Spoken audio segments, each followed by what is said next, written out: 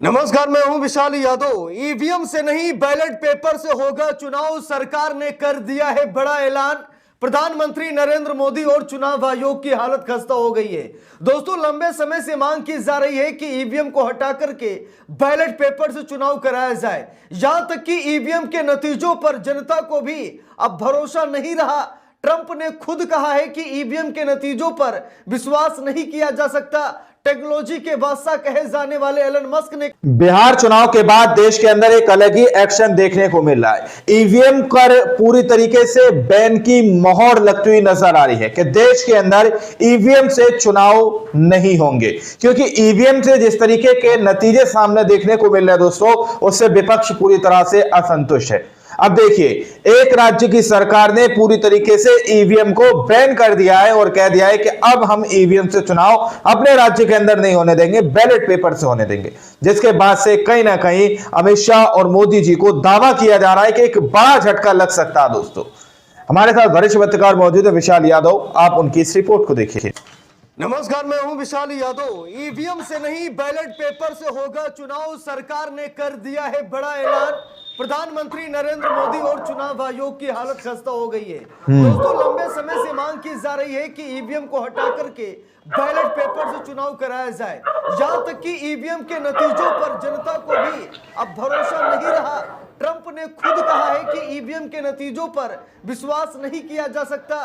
Technology के बादशाह कहे जाने वाले एलन मस्क ने कहा कि ईवीएम को हैक किया जा सकता है, लेकिन हमारे यहाँ का दलाल आयोग और मौजूदा सरकार चाहती ही नहीं है कि ईवीएम को बैन किया जाए। लेकिन दोस्तों, पहला ऐसा राज्य सामने निकल कर आया है जिस राज्य सरकार ने इस बात का ऐलान कर दिया है कि हम ईवीएम से चुनाव नहीं होने देंगे, ईवीएम का बहिष्कार कर दिया है। तो इसी बात पर तालियां तो बजनी चाहिए।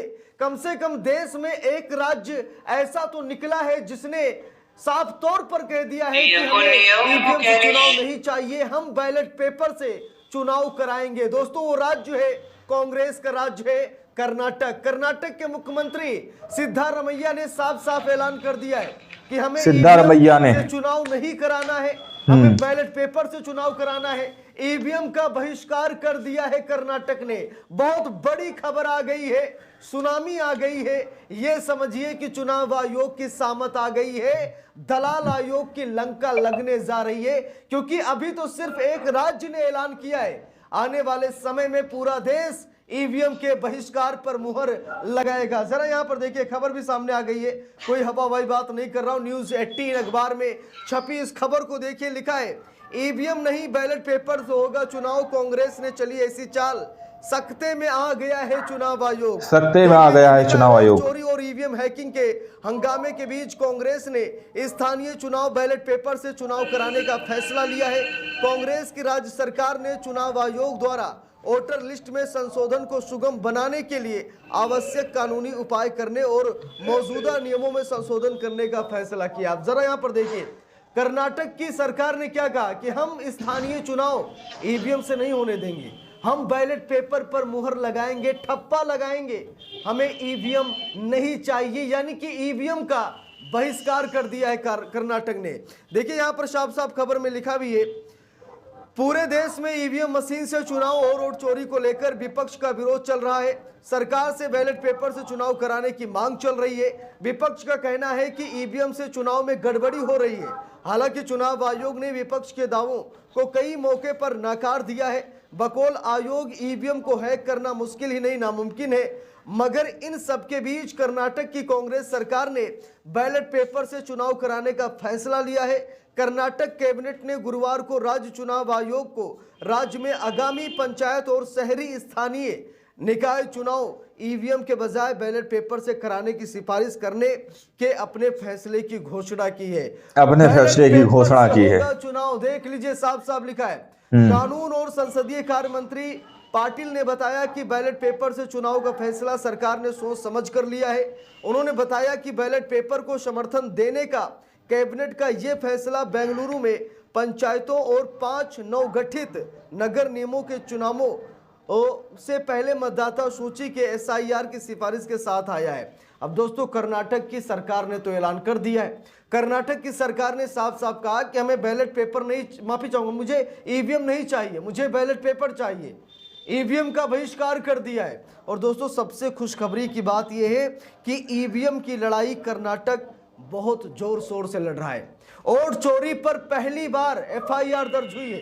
वोट चोरी पर पहली बार FIR दर्ज हो चुकी है। बहुत बड़ा मामला है भाई। ये वोट चोरी मामले में शुरू हुई पुलिस जांच, फर्जी वोटरों के आरोप पर कर्नाटक में FIR दर्ज। देख लीजिए, वोट चोरी में पहली बार FIR दर्ज हुई है, वो भी कर्नाटक में हुई है।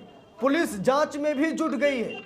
यानी कि वोट चोरी करना सरकार के लिए महंगा पड़ रहा है और धीरे धीरे करके अब सच्चाई बाहर आना शुरू हो गई है। लेकिन मुझे यही लगता है कि जहां भी विपक्ष की सरकारें हैं, सभी सरकारों को कर्नाटक का साथ देना चाहिए।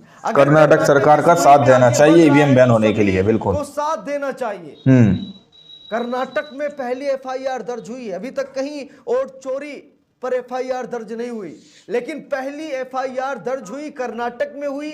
कर्नाटक पुलिस जांच भी कर रही है। यानी कि बहुत ही बड़े गर्व की बात है कि कम से कम FIR तो हो गई। पश्चिम बंगाल को भी ऐसा ही करना चाहिए। जहां भी विपक्ष की सरकारें हैं वहां पर ऐसा ही होना चाहिए। चुनाव का बहिष्कार करें, ईवीएम का बहिष्कार करें, बैलेट पेपर से चुनाव की मांग करें, तभी तो निष्पक्ष चुनाव होंगे, तभी तो ये सत्ता में आएंगे। नहीं तो ऐसे ही मुश्किलों का सामना करना पड़ेगा। देखिए यहाँ पर लिखा है, वोट चोरी मामले में शुरू हुई पुलिस जांच, फर्जी वोटरों के आरोप पर कर्नाटक में FIR दर्ज हुई है। लिखा 2024 लोकसभा चुनाव से जुड़े कथित वोटर चोरी घोटाले में बड़ा कदम उठाते हुए इलेक्ट्रॉनिक सिटी पुलिस स्टेशन में व्हाइटफील्ड निवासी राजू की शिकायत पर FIR दर्ज कर ली गई है। शिकायत में आरोप लगाया गया है कि महादेवपुरा विधानसभा क्षेत्र की मतदाता सूची में राजनीतिक दलों के सदस्यों, सरकारी अधिकारियों और कुछ व्यक्तियों की मिलीभगत से बड़ी संख्या में फर्जी वोटरों को अवैध रूप से जोड़ा गया है।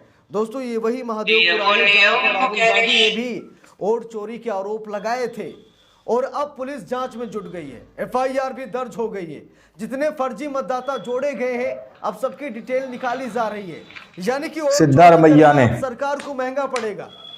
अब इतनी आसानी से साहब चोरी नहीं कर पाएंगे, क्योंकि अब पुलिस जांच भी होगी, अब सच्चाई बाहर निकल कर आएगी। अब विपक्ष मजबूत हो गया है। खास तौर पर बिहार चुनाव नतीजे आने के बाद अब विपक्ष पूरी तरीके से चौकन्ना हो गया है कि ये इतनी आसानी से ईवीएम बैन नहीं करेंगे। जब तक देश में कोई बवाल नहीं होगा तब तक ये ईवीएम नहीं बैन करेंगे, विपक्ष को मालूम है। तो विपक्ष यही चाह रहा है कि चुनाव में धांधली ना हो पाए, इसके लिए विपक्ष जोरों शोरों से लगा है।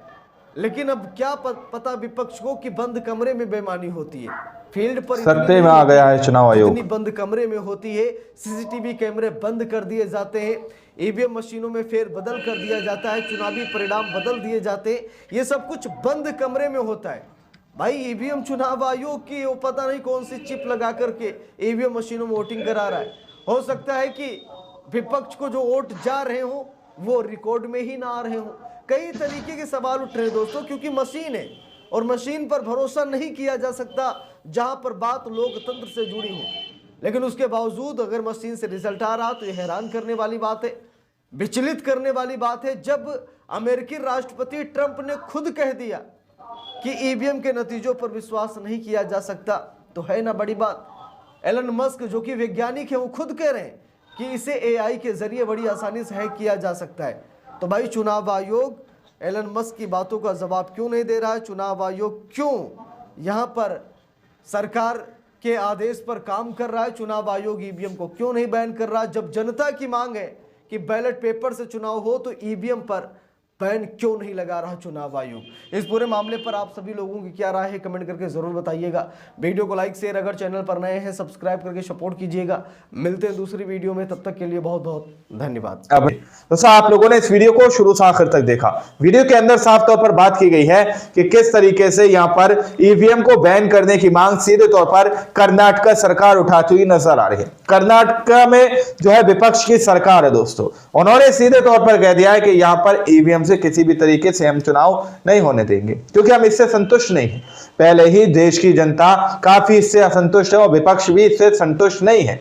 विपक्ष भी सीधे तौर पर कह रहा है कि ईवीएम के जरिए से चुनाव जीते जा रहे हैं, लेकिन बावजूद इसके फिर भी चुनाव आयोग ईवीएम से ही देश के अंदर चुनाव कराते हुए नजर आ रहे हैं।